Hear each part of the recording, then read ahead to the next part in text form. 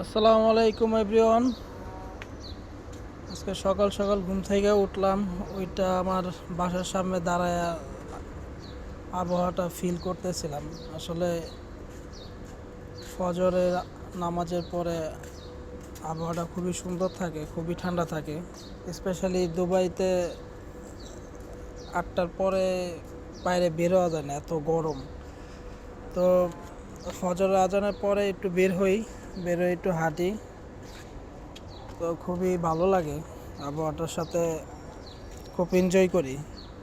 তো এটা হচ্ছে আমার বাসার সামনে। আমার বাসা হচ্ছে যে এটা হচ্ছে আমার বাসা।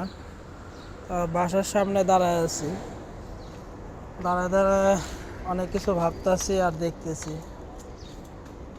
তো এটা আমার বাসার গলি আর কি। এখানে মাঝে মধ্যে অনেক লোক থাকে, স্পেশালি রবিবারে প্রচুর মানুষ থাকে, কারণ রবিবারে বন্ধ থাকে। তো দুবাইয়ের হলিডে হচ্ছে রবিবার।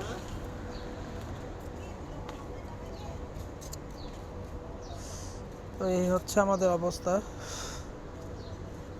বাসার সামনে সবাই গাড়ি রাখতে পারে, এটা পার্কিং করা যায়। পার্কিংয়ের জন্য কিছু বলে না, বাসার সামনে যে কেউ গাড়ি রাখতে পারে। তো এটার জন্য সরকার কিছু বলে না। যদি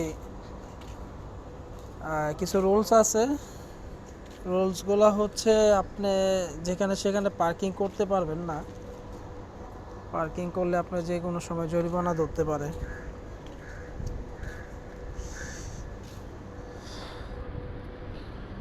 আর হচ্ছে এখানে কিছু স্পেসিফিক জায়গা আছে, এখানে পার্কিং করতে হয়, ঠিক আছে।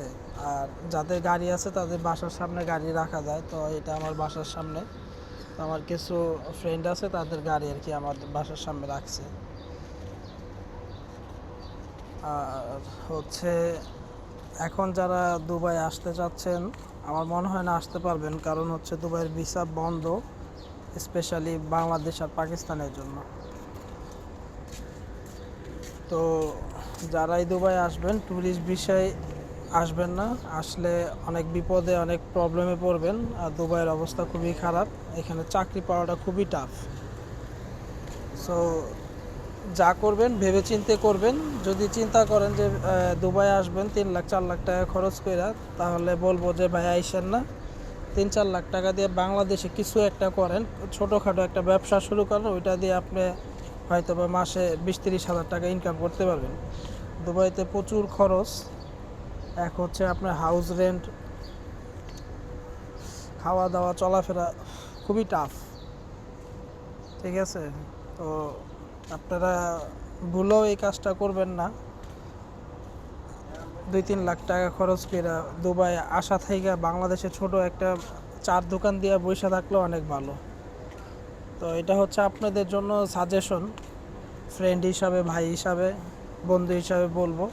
যদি পারেন ভালো কিছু করতে, বাংলাদেশে পরিশ্রম করলে অনেক কিছু করতে পারবেন। এটা আসলে আমি রিয়েলাইজ করছি এখানে আসার পরে। তো আমি চাই না আমার মতো কেউ ক্ষতিগ্রস্ত হন বা লাইফে